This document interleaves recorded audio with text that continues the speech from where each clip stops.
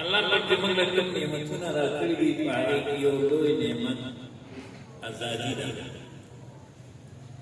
You لوی نعمت عدل او انصاف دی، او دریم نعمت عالمگیر بین الاقوامی او انٹرنیشنل پارلیمنٹ دی چې هغه مرکز د اسلام بیت الله شریف. آزادی، عدل و انصاف او مرکز اصلی بیت الله شریف. آزادی ډېر لوی نعمت دی. آزادی څه ته وایي؟ نو د زمون کوم سوچ دی نو دغې ته آزادي نه وي. آزادي دې ته وایي چې یو بنده د ټول کائنات نه آزاد شي او د یو الله، ټول وایي د یو الله په غلامۍ کې راشي.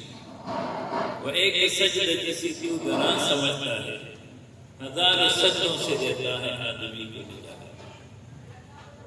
آزادی دغې ته وایي چې ته د ټول کائنات نه آزاد شي. بیا د ازادۍ لپاره الله پاک قرآن کریم راکړی.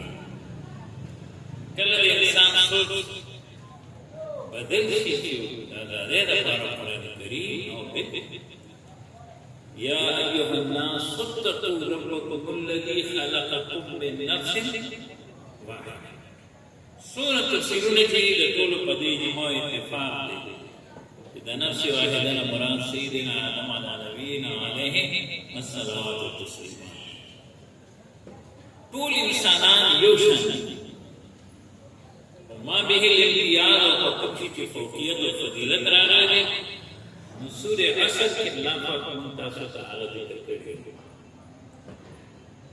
کله کله موږ طالبانو ته دا وګورئ جمله مو کړې شي چې سورې عصر کې څو وګورئ نو مرګي ډېر سوچ کې ونه شي پوره کړو.